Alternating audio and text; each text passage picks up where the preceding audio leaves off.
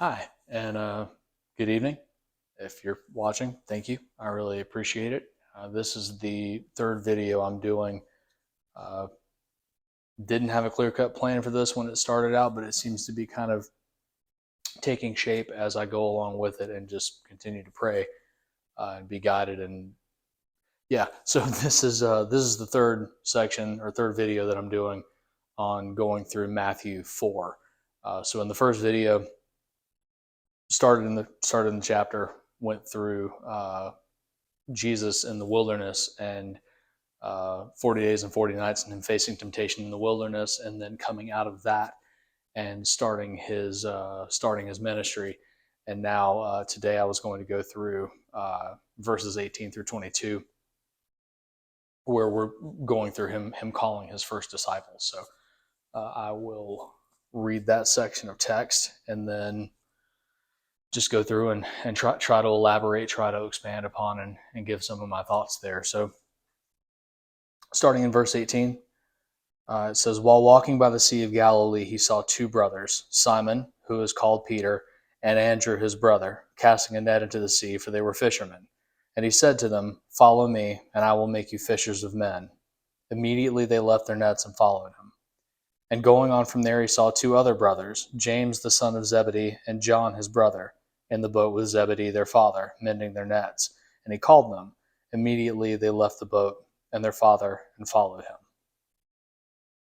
So that's 18 through 22. That's him calling his first disciples. Uh,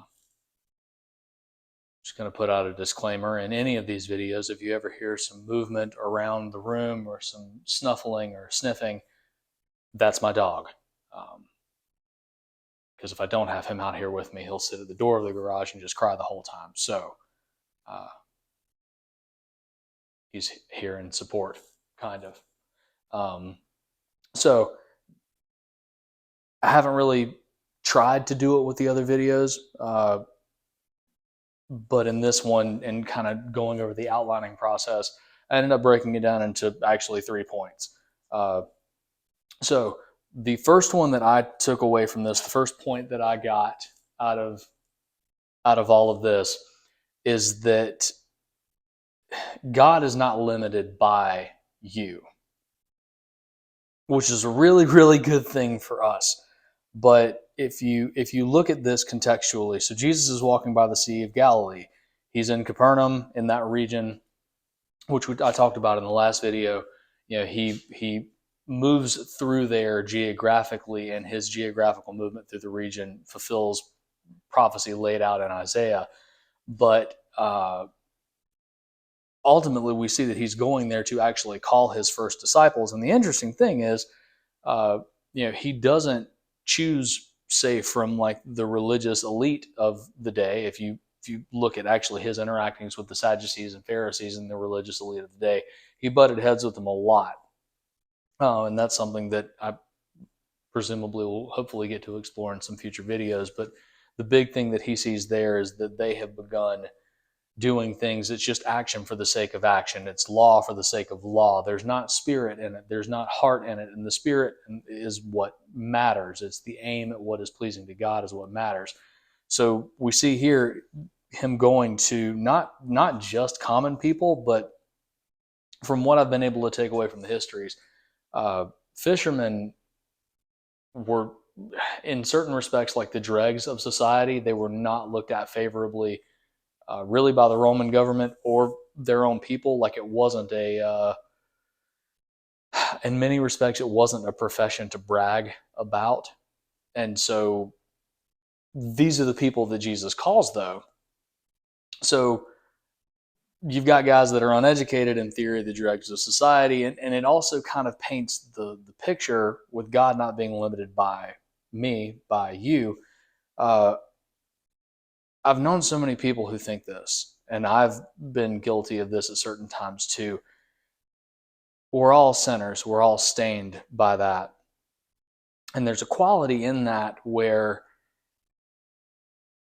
you don't want to approach the throne.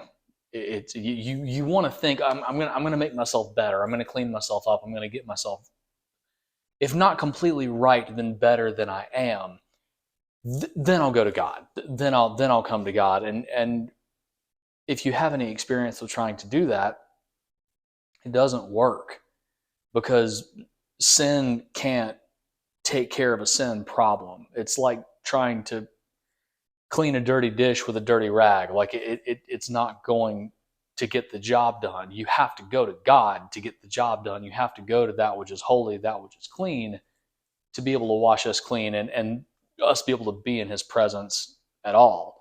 Uh, so we see here that Jesus didn't pick people who, for all intents and purposes, were squeaky clean. Now, what he did, the people he did choose, we see here, were obedient. And that is the second point that I took away from all this, is while God is not at all limited by you, what he does require from you in using you is obedience. And I was going to read here from John 15. I'm going to jump around a little bit with some supporting scripture today that I just found really, really impactful. And so if we go to John 15, verses 12 through 17, just in my sort of notes that I referenced to, I just wrote friends, because it was relevant to me here. Jesus said, "This is my commandment, that you love one another as I have loved you. Greater love has no one than this, than someone lay down his life for his friends. You are my friends if you do what I command you. No longer do I call you servants, for the servant does not know what his master is doing. But if I have called you friends, for all that I have heard from my Father, I have made known to you. You did not choose me, but I chose you and appointed you that you should go and bear fruit, and that your fruit should abide, so that whatever you ask the Father in my name, he may give you. These things I command you, so that you will love one another." There's a couple important takeaways just in this. There's a verse, I think it's in Matthew, but I can't remember off the top of my head. I know it's in one of the Gospels that gets quoted a lot, and it's asking, you will receive, knock, and it shall be opened. I may have just reversed that, but the sentiment ties into here. He says, "So whatever you ask the Father in my name, he may give you." I've mentioned it before. I will continue to always say this: God's not a genie. It's not just a matter of asking for whatever you want. There's an element of submission. There's an element of obedience in here. Jesus says, "You are my friends if you do what I command you." And I've heard so many cynical people talk about God and try to twist God and talk about the Bible, and there's this element I could see people wanting to take that and say, "Oh, well, yeah, you just want me to do whatever you want me to, I do what you say, and okay, we're friends now." But you have to take into consideration that this is God we're talking about. This is Jesus, who is perfect. It's not that you have to do what I say to be my friend. It's that what he is telling you to do is right, is proper, is good and nurturing for you and your spirit, and it allows you to enter into that state of actual friendship with God. On the subject of obedience, there were a couple verses that I wanted to pull from that have always come to mind for me. One of them is in 1 Samuel. And to give a little bit of context here, the Israelites, and originally as a people group, they had the law, and they just had the law. And for all intents and purposes, God wasn't and remained king and Lord over them, but they were this grumbly, rebellious people. And for a period of time, there were judges set over Israel, and then eventually they just got to moaning, and we want a king. They wanted a king just like every other nation has a king. And they were even warned before that there would be backlash for them choosing to have a king. But the first king of Israel was Saul.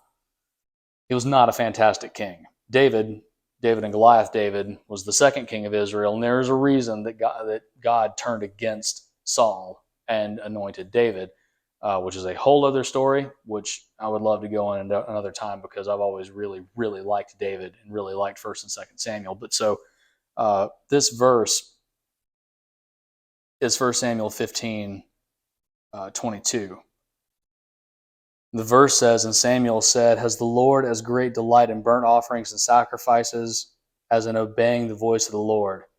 Behold, to obey is better than sacrifice, and to listen than the fat of rams.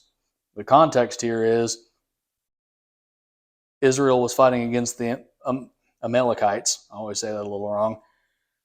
And God told Saul, wipe them out in their entirety. Don't leave an animal alive. Don't leave a man, woman, or child alive. They are our mortal enemies. A little bit of backstory: the Amalekites were like the first people group to attack the Israelites when they're coming out of Egypt, and they're sojourners and they're vulnerable. And that brewed for a good many years, and now Saul's told to eradicate them entirely. And he doesn't. He gets a little ego trip, and what does he do? He spares the leader of the Amalekites so that he can humiliate him. He spares X number of cattle, and there's the ego trip there of, well, I took some of the spoils of the conquest, and his justification was, well, I kept these animals to sacrifice to God, but that's not what God told you to do. There's the element of obedience there. If you look at Hosea 6:6, which then I'm going to parallels into a verse in Matthew. Hosea 6:6 says, for I desire steadfast love and not sacrifice, the knowledge of God rather than burnt offerings. And if you then jump back into Matthew and see where that parallels into it's chapter 9, verses 9 through 13, it's where it's the section of text where Jesus actually calls Matthew, the one writing this gospel. It says, as Jesus passed on from there, he saw a man called Matthew sitting at the tax booth, and he said to him, follow me. And he rose and followed him. Again, we see that obedience. Just like with the fisherman, this is a tax collector, another person who is despised and looked at as just kind of the scum of society for a totally different reason, because he's taking money and getting rich off of his own people on behalf of the Roman government. Jesus says, follow me. Matthew gets up, he follows him. Verse 10, and as Jesus reclined at table in the house, behold, many tax collectors and sinners came and were reclining with Jesus and his disciples. And when the Pharisees saw this, they said to his disciples, why does your teacher eat with tax collectors and sinners? But when he heard it, he said, those who are well have no need of a physician, but those who are sick. Go and learn what this means. I desire mercy, not sacrifice, for I came not to call the righteous, but sinners. This ties into the obedience, but it also ties back into that first bullet point. Those who are well have no need of a physician. Don't deceive yourself into thinking that you need to, or even ever could, get right before coming to God. That is not the order that it goes in. But in this, we see the importance and the significance of the obedience. And to jump back to the section of Matthew that we're actually in today, 18 through 22, we see this obedience from the four that are called. But the thing there is, I'm going to jump over to Luke 5. God doesn't ask for blind obedience in anything. He makes himself known. So if we jump over to Luke 5, it's telling the exact same story that we're actually discussing in Matthew today.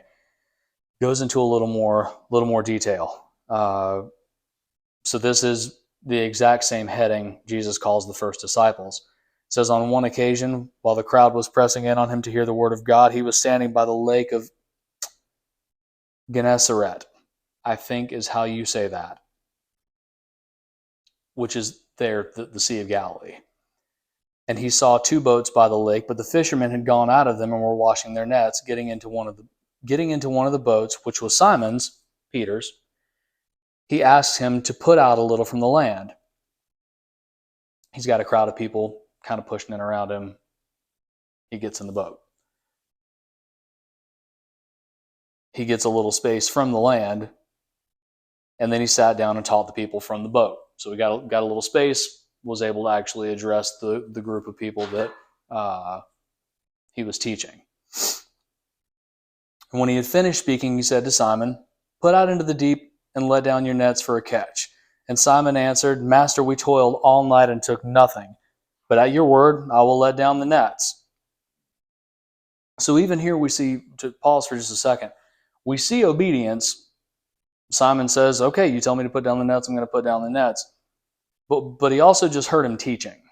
So he got to hear a little bit from Jesus. We don't know the exact sermon or what lesson or parable was being taught here, but we know that Peter just heard something from Jesus that would have bought him some credibility, that would have shown a little bit of what's going on here and bought some of that faith to deliver the obedience. But at your word, I will let down the nets. And when they had done this, they enclosed a large number of fish, and their nets were breaking. They signaled to their partners in the other boat to come help them, and they came and filled both the boats so that they began to sink. But when Simon Peter saw it, he fell down at Jesus' knees, saying, "Depart from me, for I am a sinful man, O Lord." For he and all who were with him were astonished at the catch of fish they had taken. And so were James and John, the sons of Zebedee, who were partners with Simon. And Jesus said to Simon, "Do not be afraid.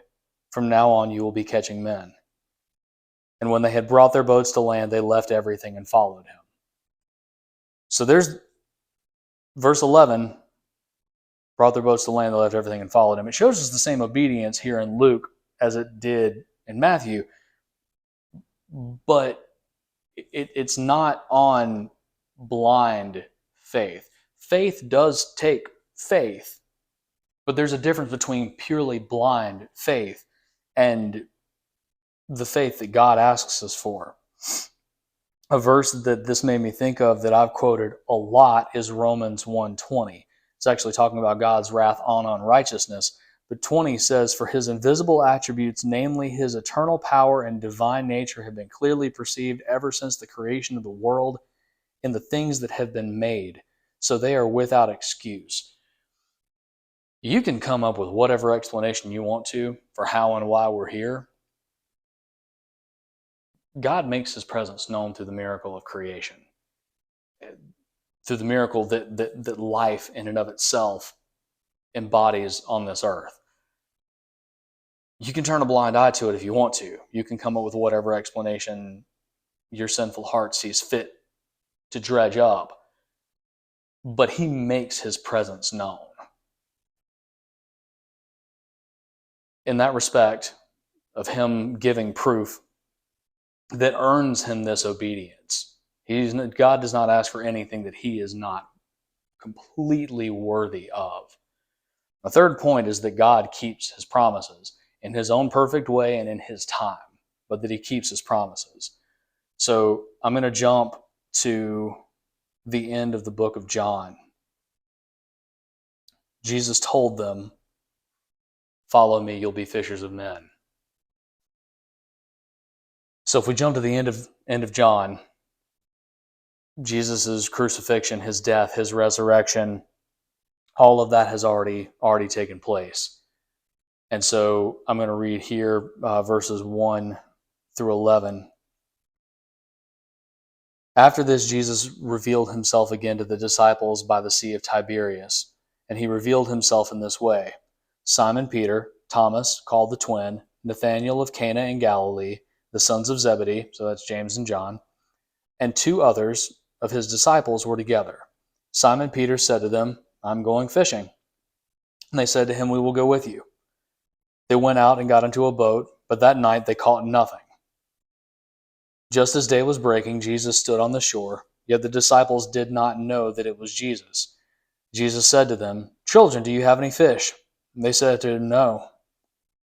He said to them, "Cast the net on the right side of the boat, and you will find some." So they cast it, and now they were not able to haul it in because of the quantity of fish.